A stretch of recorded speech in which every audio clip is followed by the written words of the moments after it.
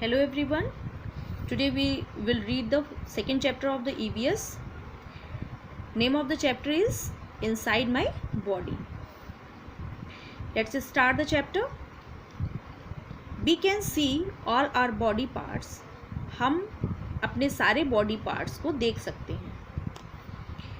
But there are some body parts which we cannot see. लेकिन बहुत सारे body parts ऐसे होते हैं जिनको हम नहीं देख सकते हैं. There are internal organs, और जिनको हम नहीं देख सकते हैं वो बॉडी पार्ट्स क्या कहलाते हैं? इंटरनल ऑर्गन्स कहलाते हैं. इंटरनल का मीन्स अंदरूनी, जो हमारे बॉडी के अंदर होते हैं, उनको हम देख नहीं सकते हैं, टच नहीं कर सकते हैं. तो दे आर इंटरनल ऑर्गन्स, ये हमारे इंटरनल ऑर्गन्स होते हैं. There are many internal organs in our body, but we will study about few of them. Okay, now first one is brain. The brain is the thinking organ. जो brain होता है वो thinking organ होता है. जो भी हम think करते हैं, जो भी हम सोचते हैं, चाहे वो अच्छा या बुरा या पढ़ाई के बारे में जो भी हम सोचते हैं, जिसको भी हम learn करते हैं, वो सब हमारा कहाँ पर feed होता है? brain में feed होता है. जो brain है हमारा वही thinking organ है.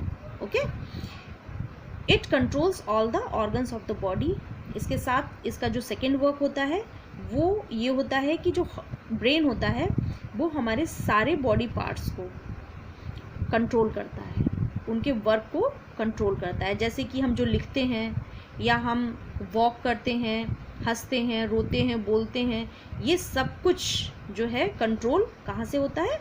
ब्रेन से होता है. ब्रेन हमें जैसा मैसेज देता है हम वैसे ही, हमारे बॉडी पार्ट्स वैसे ही वर्क करते हैं. जैसा वो हमें ऑर्डर करेगा हमारे बॉडी पार्ट्स उसी के ऑर्डर के अकॉर्डिंग वर्क करेंगे. It collects information from our surroundings and tells our body organs what to do. It collects information, ये सारी इंफॉर्मेशन को कलेक्ट करता है फ्रॉम आवर सराउंडिंग्स, हमारी सराउंडिंग से.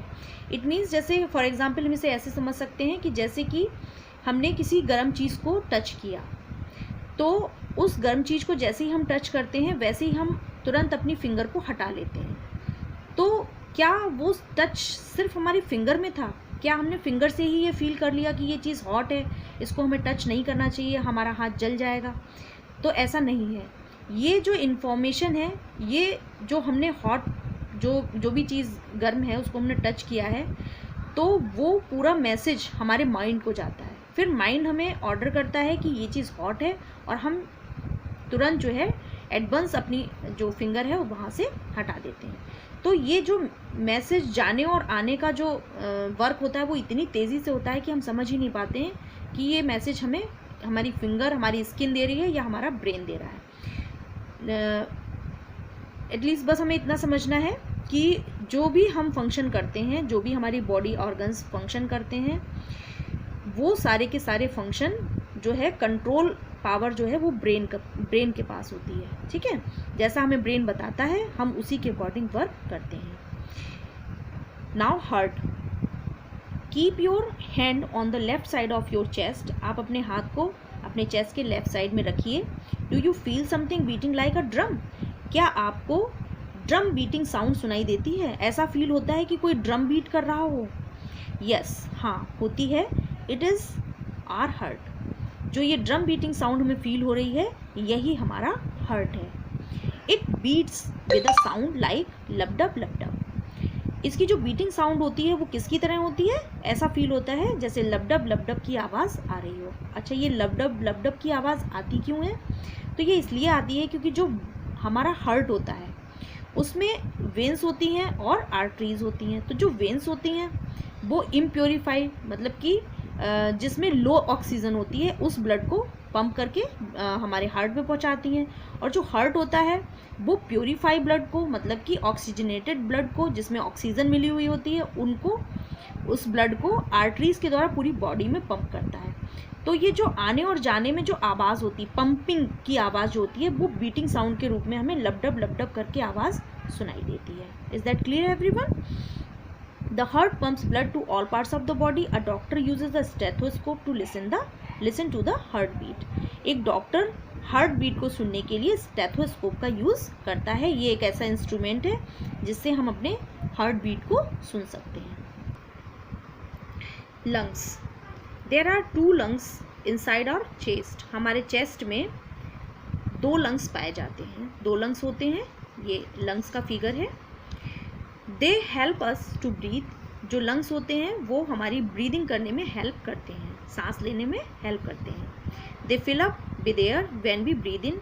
जब हम ब्रीद इन करते हैं, इट मीन्स जब हम सांस लेते हैं, अंदर को सांस लेते हैं, तो हमारे लंग्स फूल जाते हैं, तो हमें ऐसा फील होता है जैसे कि हमारा चेस्ट फूल गया हो। और जब हम ब्रीद आउट करते हैं, जब हम कार्बन डाइऑक्साइड को बाहर निकालते हैं, तो हमारे लंग्स सिकुड़ जाते हैं, श्रिंक हो जाते हैं, जिसकी वजह से हमें ऐसा लगता है कि चेस्ट हमारा श्रिंक हो गया हो, चेस्ट मतलब सिकुड़ गया हो। ठीक है, तो जो हम तेज़ी से सांस आप लीजिए, ये प्रैक्टिकल आप घर पे भी करके देख सकते हैं कि आप जब तेज़ी से सांस लेते हैं तो आपका जो चेस्ट होगा वो बाहर को आ जाएगा, मतलब कि फूल जाएगा। और जब आप ब्रीद आउट करेंगे तो वही जो है अपने फिर अपनी पोजीशन पे आ जाता है।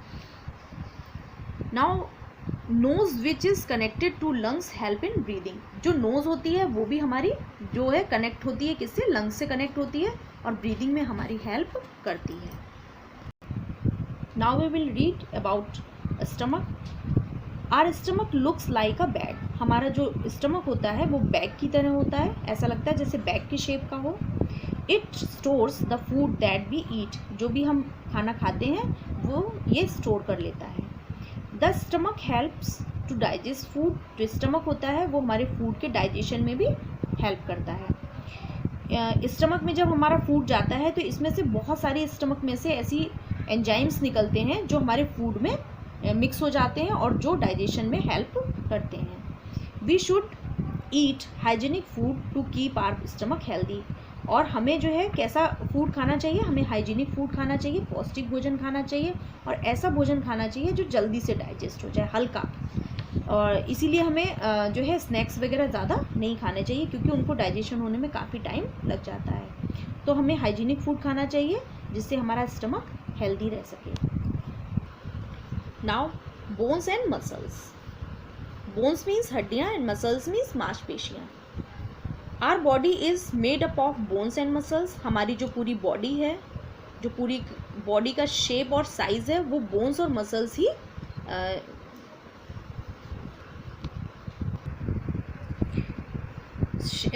बॉडी को शेप और साइज़ देती हैं। ठीक है, तो लाइक जैसे जो बोन्स होती हैं वो फ्रेमवर्क का काम करती हैं। जैसे एक बॉडी का जो स्ट्रक्चर है वो बनाती हैं हमारी बोन्स, और बोन्स को प्रोटेक्ट करती हैं हमारी मसल्स।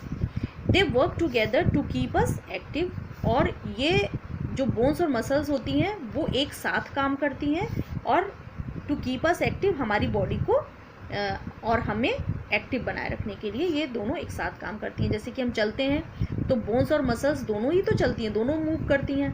तो इस तरीके से ये जो बोन्स और मसल्स होती हैं वो दोनों एक साथ काम करती हैं और एक साथ हमारी बॉडी को एक्टिव रखती हैं। We have many other internal organs also. हमारी बॉडी में और भी बहुत सारे इंटरनल ऑर्गन्स होते हैं। Our body is a living machine. हमारी बॉडी जो है वो एक लिविंग मशीन है। All the organs together help the body to work properly. जो सभी ऑर्गन्स होते हैं हमारी बॉडी के, चाहे वो एक्सटर्नल ऑर्गन्स हों चाहे वो इंटरनल ऑर्गन्स हों, सभी एक साथ मिलकर हमारी बॉडी को प्रॉपरली वर्क करने में हेल्प करते हैं। We must take proper care of our body. और हमें जो है अपनी बॉडी की प्रॉपर केयर करनी चाहिए, उसका ख्याल रखना चाहिए, उसका ध्यान रखना चाहिए। आई होप कि आपको चैप्टर बहुत अच्छे से समझ में आ गया होगा। Now see in the next video. Till then take care of yourself and your family. Have a nice day. Thank you. Bye bye.